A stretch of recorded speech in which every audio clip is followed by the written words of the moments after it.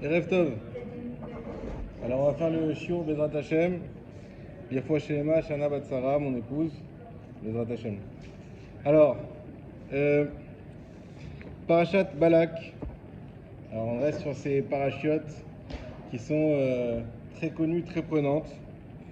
Donc pour le coup, l'histoire elle est très, très facile à résumer, mais il y a énormément de midrashim et de profondeur dans cette paracha. Donc on a Balak qui se présente et Vayar Balak. Commence tout de suite, Balak il voit. Les midrashim nous dit Balak il porte le Inara. Il porte le Inara tout de suite sur Israël. Et on voit que l'œil, le sujet de l'œil va revenir de multiples fois dans la paracha. Donc, comment Bilam il va appeler Balak? Il va l'appeler l'homme à l'œil percé. Au point qu'il y en a qui disent qu'il était borgne. Et comment Balak va appeler le peuple d'Israël? Le peuple qui a recouvert par son œil la terre. Donc on voit ce minyan de l'œil, de la vision, de l'appréciation des choses. Balak, comment il apprécie les choses? Il voit le peuple d'Israël qui arrive à ses portes et il a, on va dire, le mérite de craindre le peuple d'Israël. Contrairement aux autres qui ne l'ont pas du tout craint, lui il craint le clan d'Israël.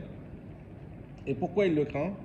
Eh bien parce que Og et Sichon, qui étaient deux géants, Og qui était vivant depuis l'arche de Noé, qui avait survécu au déluge, le seul non élu de Dieu qui a survécu au déluge en s'agrippant, parce qu'il avait une taille immense, en s'agrippant à l'arche de Noé.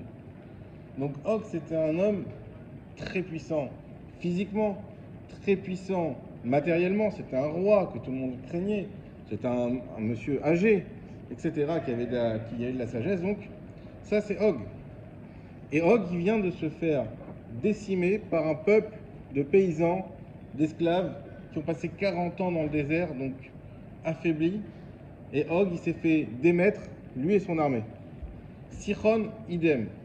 Or, Og et Sichon étaient il y avait au sein de toutes les peuplades qui étaient en Eretz Kenan, donc en Israël, il y avait une sorte de coalition qui fait que Og et Sichon, c'était ceux qui devaient protéger l'entrée d'Israël par leur puissance, par le fait qu'ils en imposaient, donc ils protégeaient. Et donc si eux ils tombent, alors donc ça devient une porte ouverte, Israël.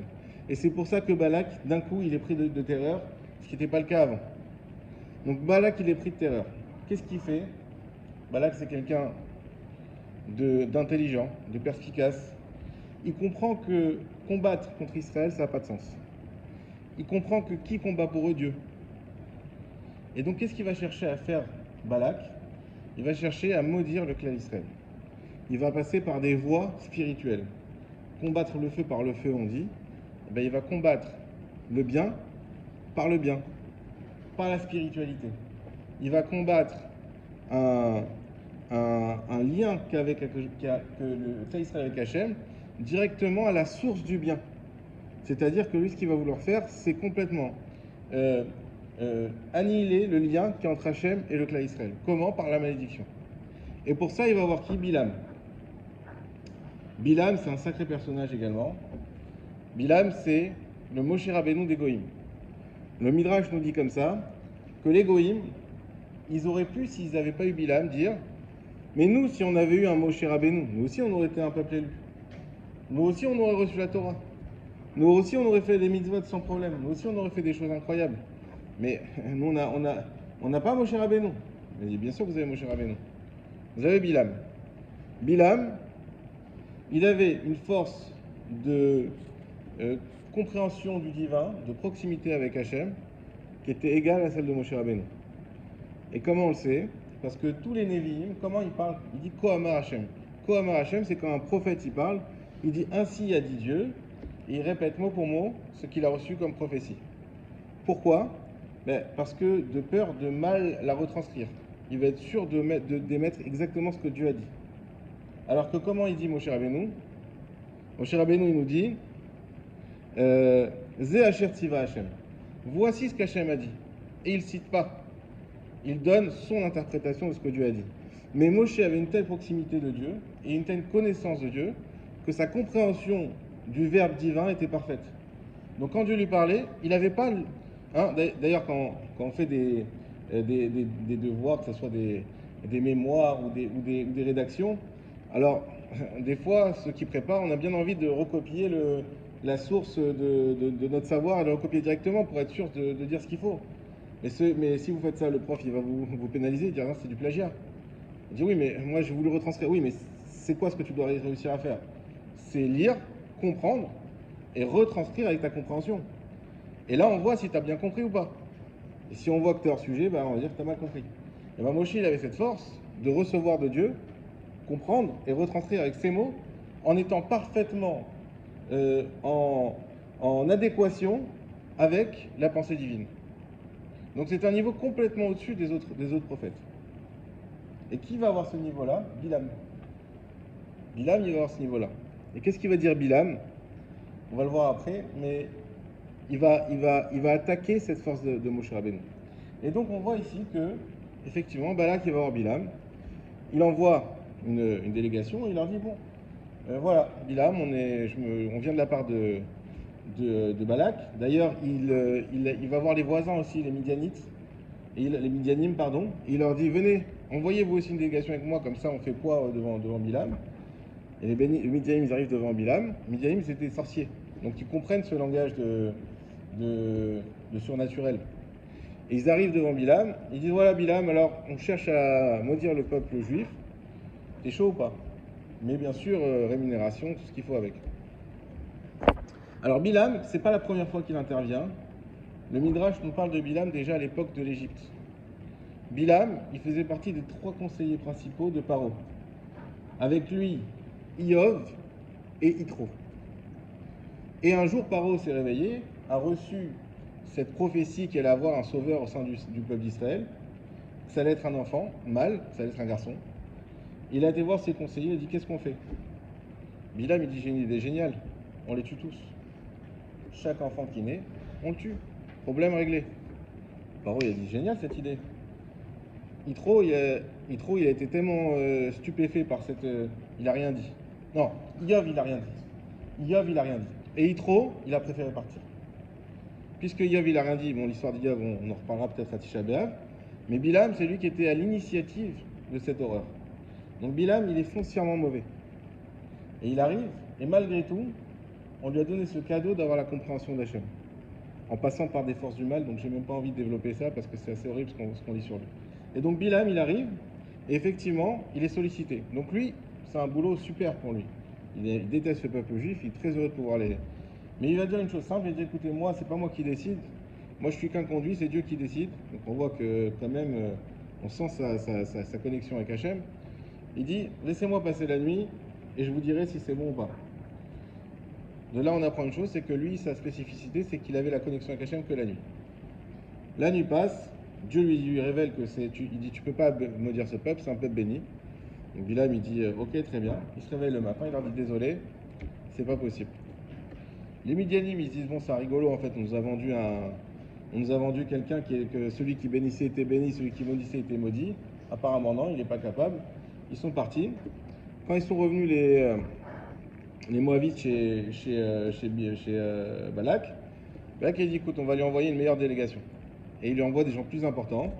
Il dit, écoute, ton prix sera le nôtre. Autant d'or et d'argent que tu veux. Et lui, il leur dit, écoutez, ok, alors on va essayer, laissez-moi passer la nuit.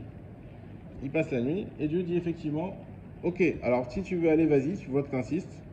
Je vois que tu insistes dans ton projet, mais sache que c'est un peuple béni pour lequel tu pourras faire que des brachot. Et Bilam, il dit, ah bon, ok. Il dit, on verra, on va réussir peut-être à endormir Hachem plus tard, on avance. Donc le lendemain, c'est bon, c'est parti, on y va. Ils partent, on sait qu'il se fait attaquer, je reste pas longtemps là-dessus, il se fait attaquer par un ange sur place. Les commentaires disent, mais pourquoi il se fait attaquer? Dieu lui a donné la permission. C'est vrai, sauf que lui, il avait des mauvais desseins en tête, et Dieu, il sait lire la Marshava, et donc il a attaqué, et donc il a failli tuer son ânesse, elle lui a sauvé la vie, elle lui a parlé carrément. Bon, toute une histoire là-bas. Et ensuite, il arrive au moment de maudire. Et il arrive donc sur les hauteurs qui étaient là où campait le clan Israël. Et pour maudire, il va pour maudire. Et là, il sort toute une série de brachot, de bénédictions incroyables. On va y revenir. Et Balak lui dit, mais je comprends pas, je t'ai demandé de maudire, tu es en train de bénir, tu es à côté de la plaque, tu es en train de me faire quel coup? Il dit, écoute, moi, c'est pas moi qui parle, c'est Dieu. Il dit, regarde, viens, on va se mettre ailleurs. Ils changent de place, ils font encore des corbanotes pour Akash Borou, ils vont ailleurs, bam, bénédiction. Une troisième fois, et le chiffre 3 d'ailleurs ressort beaucoup dans cette paracha, parce que Bilam a été attaqué 3 fois lorsqu'il était avec son ânesse. On appelle ça les Shalosh Regalim. Les Chachamim nous disent que ça fait référence aux Shalosh Regalim que le peuple juif va faire plus tard. Et c'est ça qui va attaquer Bilam en réalité, c'est ce mérite des Shalosh Regalim. Et encore une fois, à 3 reprises, Balak demande à Bilam de maudire, et Bilam bénit au lieu de maudire. Donc on a encore ces 3 reprises-là. Et à la fin, il se passe quelque chose de dramatique, on y reviendra nous aussi à la fin. Ça, c'est un résumé, un petit topo sur la paracha. Maintenant, sur quoi on va s'arrêter? On va s'arrêter d'abord sur un premier point, qui est qu'est-ce qu'il a voulu attaquer Balak? C'est quoi son dessein exact? Ok, maudire le clan d'Israël, ça veut dire quoi? Alors, c'est très simple. Balak, il a vu, comme on l'a expliqué, que la force du clan d'Israël, elle venait d'Akadosh Baruch Hu. Et lui, il s'est dit, si j'arrive à couper ce lien entre Dieu et le clan d'Israël, je vais réussir à enlever la source de la force de ce peuple, et donc, je vais pouvoir les combattre. Très simple. Maintenant, comment enlever ce lien? Par la malédiction. C'était quoi cette malédiction? Alors, les Chachamim nous révèlent que Bilam, en réalité, il savait ce qu'on appelle un Et Ratson de din, un moment très spécial où il y a le din qui intervient, où il y a la midat din, c'est-à-dire la rigueur d'Hachem. Et la Chachem dans la Gemara nous décrivent ça. Ils disent effectivement, il y a un moment, il y a un rave qui a voulu maudire son voisin, parce qu'il l'embêtait beaucoup et c'était un anti-religieux. Donc il lui mettait tout ce qu'il pouvait le faire pour l'embêter, il l'embêtait. Et un jour il s'est levé, il a dit à sa femme, ça y est, lui je vais le maudire, je vais me lever pile à l'heure, moi je connais moi aussi ce moment-là où Dieu il est midatadine, je vais le maudire, il va mourir. Et ça dure un instant. Regarde, un instant.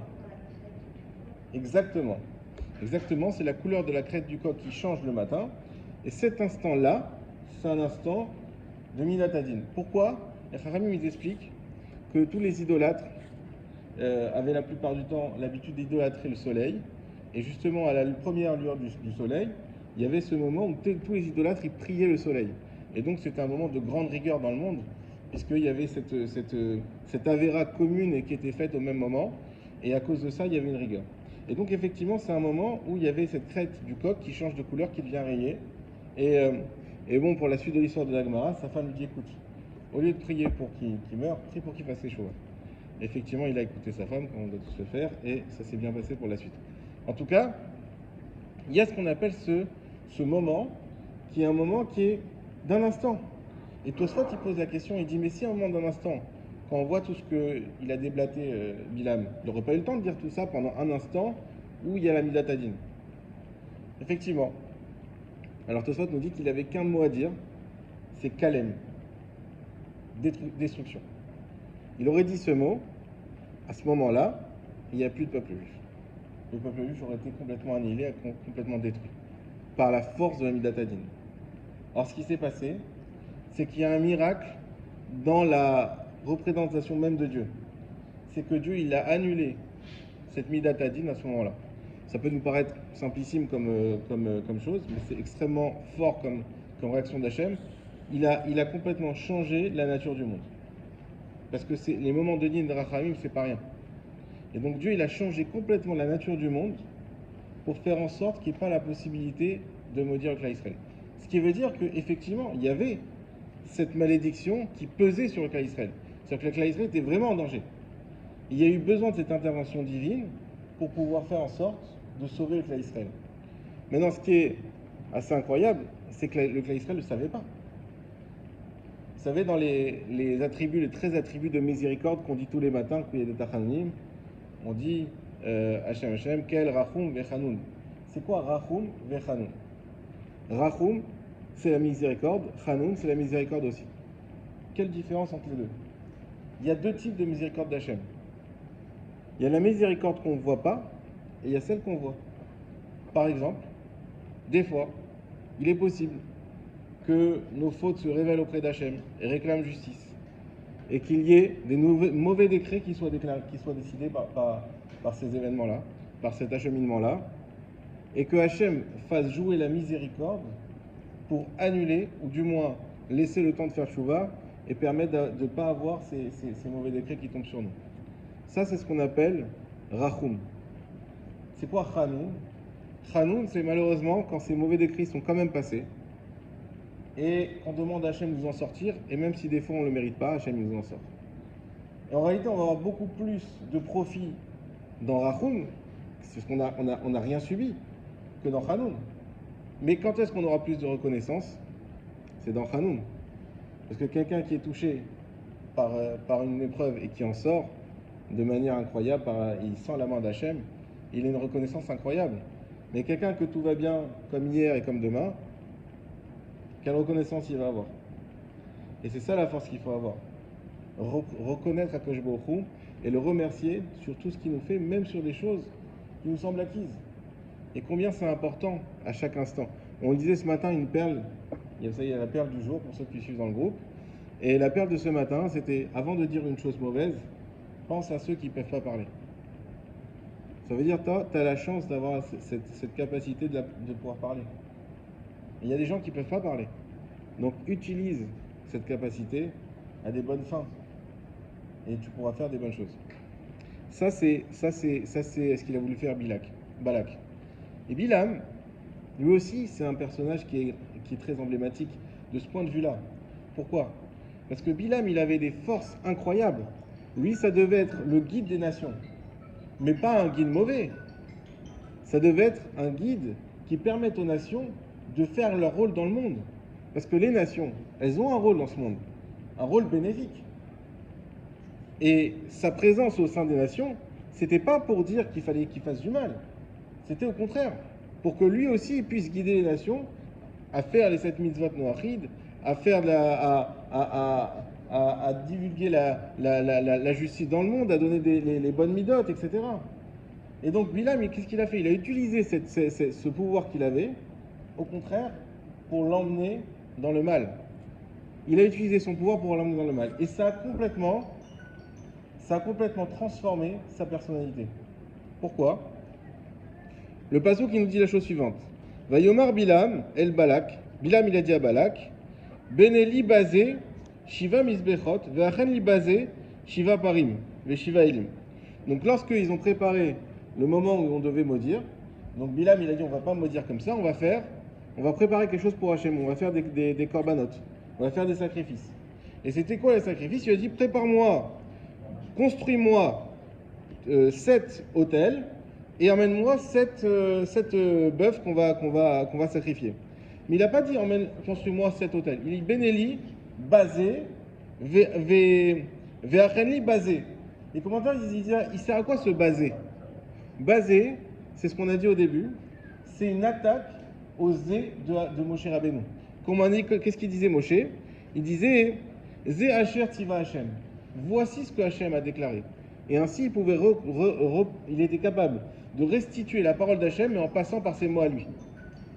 Ça, c'était le zé de Moshe Rabbeinu. Et bien, Bilam, il a dit à Balak, on va devoir attaquer ce zé pour attaquer la force de Moshe Rabbeinu. Parce que c'est lui la pierre angulaire du clan d'Israël. Qu'est-ce qui s'est passé pour Bilam?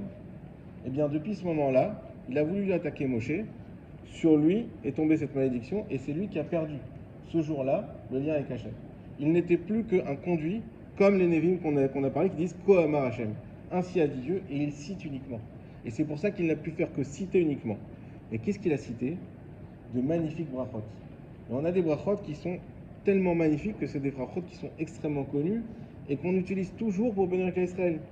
Et ces brachot-là, elles sont venues exactement en contrebalancement au projet de Balak. Regardez comme c'est beau. On a expliqué au début que Balak, c'était l'œil. Il a voulu poser l'œil sur le clan Israël. Quelle phrase est venue contrebalancer ça? Ma tovu alecha Yaakov mishkeotecha Israël. Quelles sont belles tes tentes Yaakov, tes demeures Israël. Et Rachid nous explique c'est quoi qui est beau dans les tentes de Yaakov et les demeures d'Israël. Et bien ce qui est beau, c'est que les fenêtres n'étaient pas en face. Donc il y avait une proximité normale dans le camp, mais on ne se voyait pas. L'intimité de chacun était préservée. Et quand on dit l'intimité, c'est évidemment aussi, il n'y a pas de convoitise au sein du clan Israël. C'est-à-dire qu'on ne regardait pas ce qu'il a l'autre. L'autre, il a ce qu'il veut, il a ce qu'il a, bracha pour lui, moi j'ai ce que j'ai, bracha pour moi, et chacun il a ce qu'il doit avoir. Et donc il y avait cette pudeur au sein du clan Israël qui permettait d'avoir une bracha qui nous protège, même contre les pires malédictions. Et c'est ça qu'il y a eu. Balak, il a voulu mettre l'œil, et au contraire, on dit non, mais les yeux du clan Israël, ils sont bénis. Tu peux rien faire. Matovo alechem du clan Israël. Et qu'est-ce qu'on a dit également? On a dit que Balak, il avait l'intention de couper le lien avec Hachem. Et il y a un passouk également très connu. Loibit aven be Yaakov, velora amal be Israël, Hachem Elokav, amen vetroat melarbo. Qu'est-ce qui veut dire ce passouk? Il n'y a pas de faute dans Yaakov, ni de mal dans Israël. Hachem, leur Dieu, il émet un son et de chauffard, ou troat, melarbo, et le roi sonne ce son de chauffard. Alors les commentateurs me disent, c'est dire quoi, il n'y a pas de mal? C'est-à-dire quoi, le clan Israël est parfait? Il fait rien de mal? C'est que Hachem, il ne prête pas attention au mal qu'il peut y avoir. Bien sûr qu'il y a du mal. Mais Hachem, il accentue pas son regard dessus. Parce que qu'est-ce qu'il a fait comme bracha ici, Bilam? Balak, toi tu veux couper le lien avec Hachem? Comment tu vas le couper? Tu vas dire que les clan Israël ils sont mauvais? Tu vas essayer de trouver la faille dans le camp, et d'ailleurs ils se changeaient de place à chaque fois, pour essayer de voir, est-ce qu'avec un autre angle de vue, je peux trouver une faille dans le clan Israël? Mais même si tu trouves une faille, c'est pas ça qui coupera le lien avec Hachem. Même si tu vois qu'il y a des fautes, mais ces fautes, elles ne peuvent pas, en aucun cas, couper complètement ce lien. Elles peuvent effectivement l'atténuer, elles peuvent le distancier, mais elles ne peuvent pas le couper. Et encore plus que ça, ou Trouat Melerbo, Rachid nous dit c'est quoi Trouat? Trouat à la base c'est un son de chauffard, et il me dit ça vient du mot Rehout. Rehout, c'est l'amitié. Sakachem, il a une amitié, ça veut dire que c'est pas une alliance. On a parlé la semaine dernière de la différence entre le côté cérébral et le côté affectif. C'est-à-dire que Hachem, il a une alliance avec le clan Israël qui est pas une alliance contractuelle. C'est pas juste, ok, il y a eu Abraham, Israël, Yaakov, on a eu des promesses, des engagements de part et d'autre, et donc ensuite la Torah vient concrétiser tout ça, et puis il y a un contrat qui est mis en place avec des conditions, etc. Non, c'est pas ça. C'est qu'il y a Rehout, il y a une amitié, il y a un amour indéfectible. Et quand il y a un amour indéfectible, des fois, c'est pas toujours, dans des situations, c'est pas idéal, parce que même il y a des personnes qui sont aveuglées par leur amour, et des fois, ils acceptent des choses qu'il ne faut pas accepter. Mais ce qui fait qu'il y a cet amour, l'amour en aveugle, ça veut dire que beaucoup, il a un amour pour le clan Israël, qui fait que, même s'il y a la faute, elle est là, malgré tout, eh ben, le Hachem, il ne cassera jamais, il ne coupera jamais les ponts avec son peuple, et c'est ça qui a été répondu à Balak. Et donc, Balak, il est retourné bredouille, et il n'a pas pu maudire le clan Israël. Cependant, Bilam, il dit, écoute, si au moins on ne peut pas les détruire, au moins les affaiblir.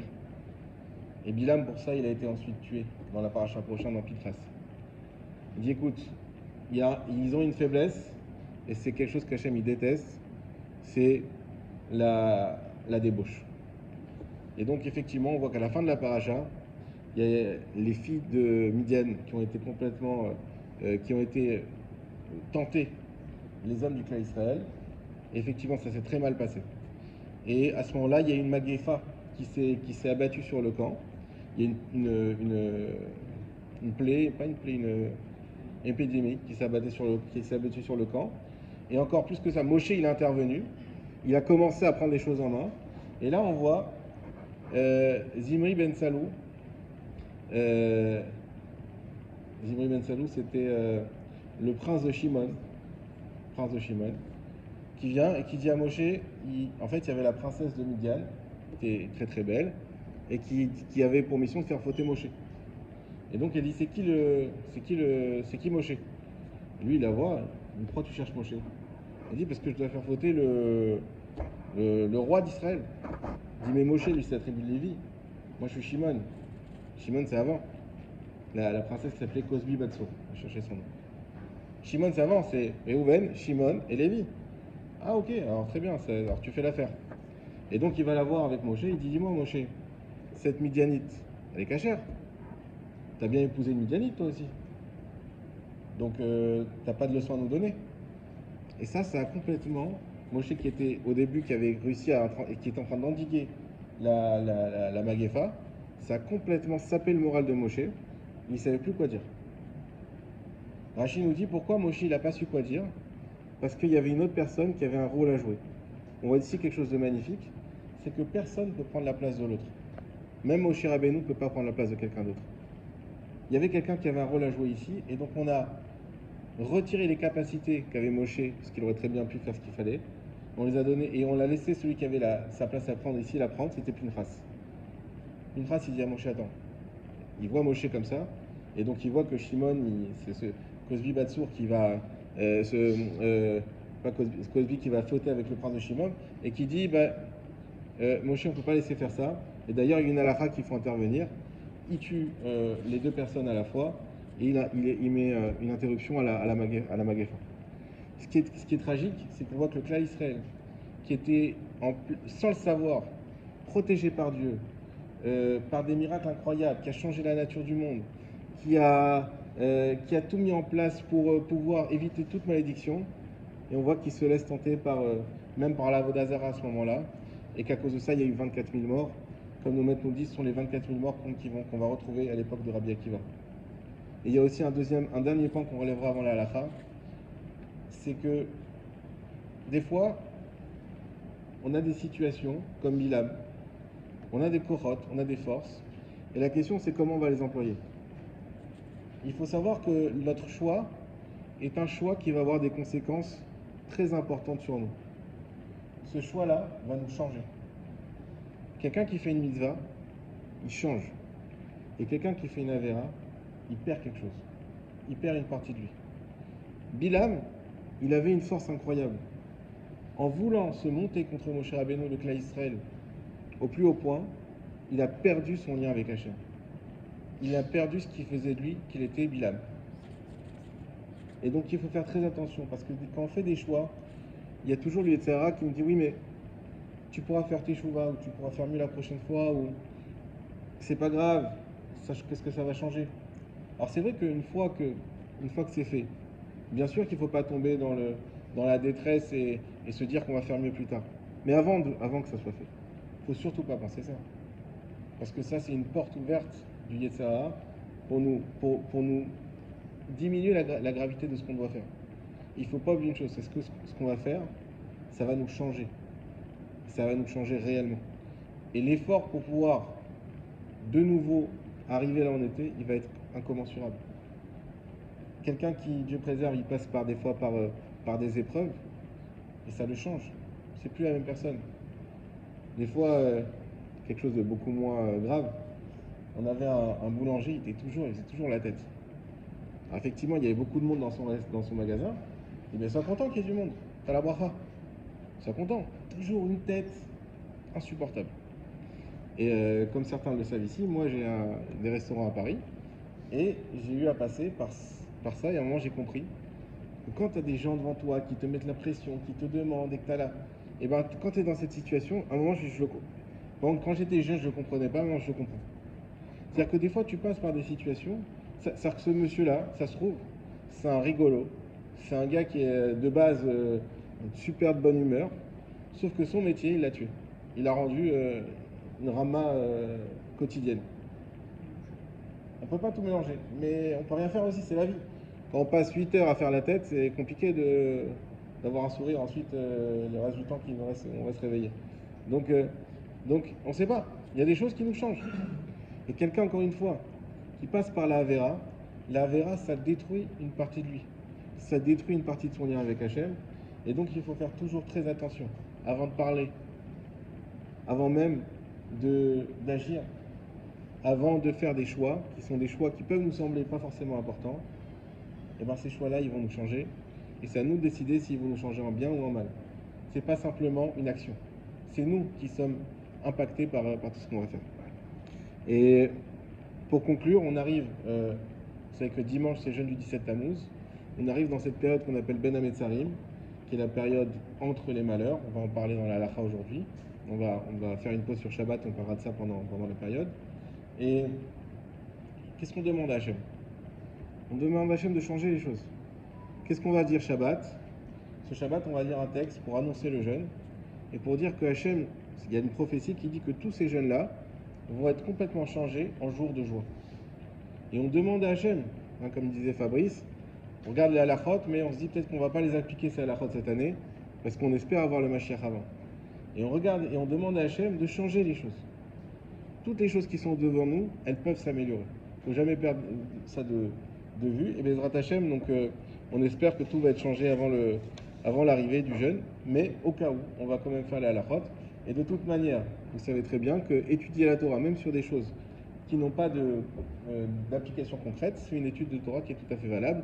Par exemple, ceux qui étudient la Torah sur tout ce qui concerne les korbanot, ou tout ce qui concerne tout ce qui était à l'époque les lois de la terre, etc., qui sont plus valables aujourd'hui, eh bien, il n'y a aucun problème, ça s'appelle de l'étude de la Torah. Donc, quoi qu'il arrive, c'est pas perdu. Alors, bon, il ne nous reste pas beaucoup de temps, mais de toute façon, on aura quelques cours pour affiner. La première question, on commence facilement. Vous savez que le 17 Tammuz, pourquoi on jeûne? Parce qu'il y a eu 5 événements dans l'histoire 5 malheurs qui font qu'on jeûne le 17 Tammuz. Quels sont ces 5 événements?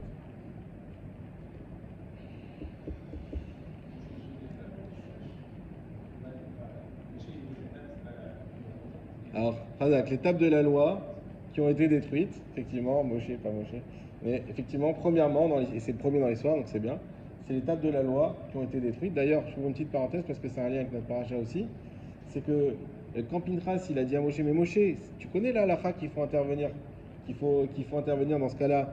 Eh bien, Moshe lui a dit, oui, effectivement, mais vu que c'est toi qui a eu l'idée, donc c'est toi qui dois agir. Maintenant, tous les commentaires, ils disent, mais cette halakha, on l'a jamais vue. On n'a jamais vu cette halakha à Moshe, qu'on n'a jamais vu qu'il a dit ça. Alors, soit oui, on peut dire, il a dit, mais c'est pas écrit, parce que tout n'est pas écrit dans la Torah, ou soit non. En fait, il y en a qui expliquent que quand Moshe il a détruit l'étape de la loi, justement, c'est là qu'il a montré l'importance d'agir, et s'il faut briser, il faut briser. Et c'était ça, Pinchas a eu cette force de déduire cette halakha du fait que les tables ont été détruites. Donc, premièrement, les tables de la loi ont été détruites. Deuxièmement, première brèche dans la muraille, ça c'est en général c'est la plus connue, c'est effectivement donc la muraille de Jérusalem qui s'est écroulée. Ben, la première brèche c'était le 17 Tammuz. Troisième chose, Nachon, alors Apostomos, il y a des discussions dans les Acharonim, c'est qui c'est Apostomos? Est-ce que c'est au temps du premier temple ou au temps du deuxième temple, parce que c'est un grec ou un romain? Mais en tout cas, on sait que c'est quelqu'un qui a brûlé un Sefer Torah en public. Donc à l'époque du Beth Amikdash, c'est arrivé plusieurs fois après, mais c'était une autre époque. À l'époque du Beth Amikdash, de brûler le Sefer Torah en public, c'était catastrophique. Donc, quoi qu'il arrive, c'est catastrophique. Mais il y a eu beaucoup d'autodafés ensuite, ou même on brûlait les gens avec des Sefer Torah. Mais là, c'était quelque chose d'incroyablement, on va dire, c'était un énorme chiyuv Hashem parce que c'était montrer l'impuissance et la non-réaction d'Hachem dans une situation où on attaque son Sefer alors qu'il y avait le Beth Amikdash. Donc, Apostomos qui a brûlé la Torah. Il nous en reste 2. Des Je connais pas ça, mais ça fait pas partie des 5 en tout cas. Non. Alors les 2 derniers, Apostomos également, donc ce même Apostomos qui a rentré un tselem dans le Misbéach, donc il a rentré une idole au temple, donc affreux blasphème. Et le 5e, c'est le Korban Tamid. Ça c'est l'un des plus graves, si c'est peut-être pas le plus grave. C'est le Korban Tamid, c'est-à-dire que les sacrifices qu'on faisait journalièrement ont dû être arrêtés. Et c'est ça qui a arrêté de protéger aussi tout le reste. Et c'est ça qui a fait que le temple est tombé. Alors, maintenant on passe dans du concret. Est-il permis de se laver le 17 Tammuz, dimanche? Est-ce qu'on a le droit de se laver? David dit oui, sans problème. Arié? Sans restriction, eau chaude, eau froide, eau tiède? On y va? Est-ce qu'on a le droit de se laver le jour du jeûne du 17 Tammuz? Oui, tout le monde dit oui. Alors oui, mais pour les Ashkenazim, il y a une restriction. C'est que les Ashkenazim se lavent qu'à l'eau froide. Voilà. Donc, on peut se laver. Les Sfaradim, on n'a pas de restriction. Les Ashkenazim, c'est à l'eau froide. Alors maintenant, très intéressant, qui est dispensé du jeûne? Alors, on va parler des femmes en premier, des femmes enceintes, dans tous les cas, qui allaitent, très bien. Alors, parlons des femmes d'abord. Femmes enceintes qui allaitent, enceintes dès le premier jour de la grossesse. Alors, femme enceinte, a priori, c'est à partir du 3e mois. À partir du 3e mois. Maintenant, une femme qui, avant le 3e mois, a des vomissements, etc., elle est aussi dispensée du jeûne.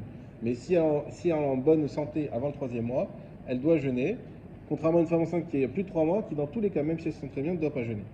Donc femme enceinte, et on a dit femme qui allait. En réalité, toute femme qui donne naissance, ou Dieu préserve, qui avorte, pendant les 24 mois qui vont suivre, même si elle n'allait pas, elle est dispensée du jeûne.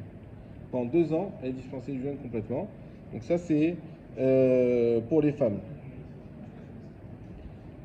Hein donc ça, c'est pour les femmes. Deuxième catégorie, les gens malades. Hommes ou femmes. Les gens malades, effectivement. Alors, qu'est-ce qu'on appelle malade? Eh bien, pas grand-chose. Quelqu'un qui a un peu de fièvre, quelqu'un qui a des migraines, quelqu'un qui ne se sent pas bien. Dans tous les cas, même si c'est une petite demande, c'est pas un danger de mort qu'on attend. D'accord? Si on est malade, on est complètement dispensé du jeûne. Et la troisième catégorie, ce sont les gens âgés. Les gens âgés, généralement, c'est plus de 80 ans, donc qui sont déjà affaiblis. Et effectivement, on ne veut pas qu'un jeune, Dieu préserve, les affaiblisse encore plus. Donc, sont dispensés du jeûne. Je ne l'ai pas dit, à part dans la catégorie des gens malades, il y a aussi les gens qui sont en convalescence.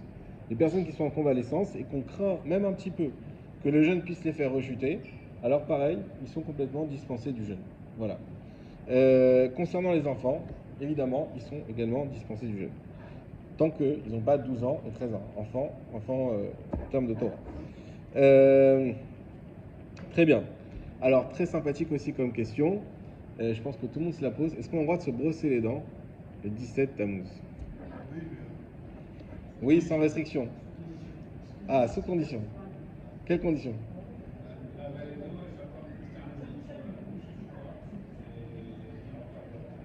Et quoi? Bien recracher-le. Alors, de base, non. Quand même, il faut le rappeler. De base, normalement, on ne doit pas se brosser les dents. Maintenant, les gens que ça dérange, chacun sait si ça le dérange ou pas. Les gens que ça dérange de ne pas se brosser les dents pendant toute une journée, effectivement, auront le droit de se brosser les dents. Comme a dit David, on doit être sûr de ne pas garder d'eau, donc il faudra bien rejeter toute l'eau qu'il va avoir. Et on a même le droit d'utiliser le dentifrice. Mais il faut tout recracher, rien garder, et pas mettre beaucoup d'eau, donc pas mettre plus de 8 centilitres dans la bouche en même temps, pour être sûr qu'on avale rien. Est-ce qu'on a le droit de fumer un jour de jeûne en général? Oui, sans restriction. Hein? Ah, pas en public, très bien.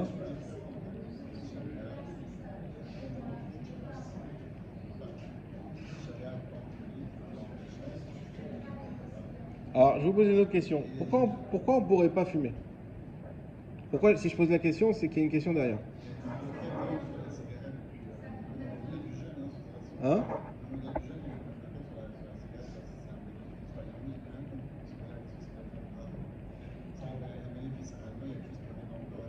Ok.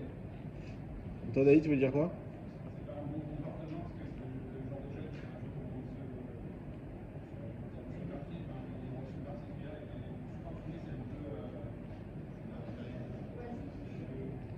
Il y a un élément qu'il faut ramener qui montre que la cigarette, c'est un aliment. On a une preuve que la cigarette, c'est un aliment. Hein? On avale la fumée, c'est pas ça. Est-ce qu'on a le droit de fumer à Yom Tov? Pourquoi? Est-ce qu'on a le droit à Yom Tov d'utiliser le feu pour n'importe quoi? Oui, mais pourquoi? Parce que c'est Ochel Nefesh. Vous connaissez ce mot, Ochel Nefesh? À Yom Tov, on a le droit d'utiliser le feu uniquement pour Ochel Nefesh. Celui qui veut prendre un feu pour s'amuser et brûler des trucs, c'est Assour, Yom Tov. Le feu, c'est uniquement pour Ochel Nefesh, c'est-à-dire ce qui est de la nourriture. Alors pourquoi on permet de fumer à Yom Tov? Parce qu'on considère la cigarette comme de la nourriture. C'est ça qui fait qu'on permet de fumer. Alors si tu me dis qu'on utilise la cigarette et on aura le droit de fumer à Yom Tov, donc pour un jour de jeûne, on n'aurait pas le droit de fumer? Et il y a des acharonim qui tranchent comme ça, que c'est assourd de fumer en jour de jeûne. La halakha, c'est qu'on permet, quand même. Pourquoi? Parce que les rabbins prennent en compte au maximum les difficultés des gens. Et quand on peut trouver une permission, on va aller la chercher. Or, sur la cigarette, il y en a quand même qui disent attends, cigarette, c'est quand même pas une pomme, c'est que de la fumée, c'est rien du tout. Donc, c'est pas un aliment. Et même si c'est vrai que, d'ailleurs, tout le monde n'est pas d'accord pour Yom Tov de permettre la cigarette. Donc, il y en a qui ne fument pas, même des fumeurs qui ne fument pas Yom Tov, qui sont mahmir. Donc, dans tous les cas, on va permettre aux gens qui se sentent dans une difficulté extrême, parce que effectivement, il y a des personnes qui sont très très attachées et très addicts, ils ont une addiction forte à la cigarette. Donc, la Kharim ne veulent pas leur interdire quand c'est pas vraiment nécessaire, comme par exemple le Shabbat. Donc, il ne faut pas interdire, et donc on a permis quand même de fumer. Dans ces cas-là, mais il faut savoir que c'est pas évident, qu'il y en a qui voulaient interdire. Et donc, celui qui peut éviter de fumer le jour d'un jeûne, c'est quand même mieux. Alors, ça va être là pour aujourd'hui. Chazak Obaou.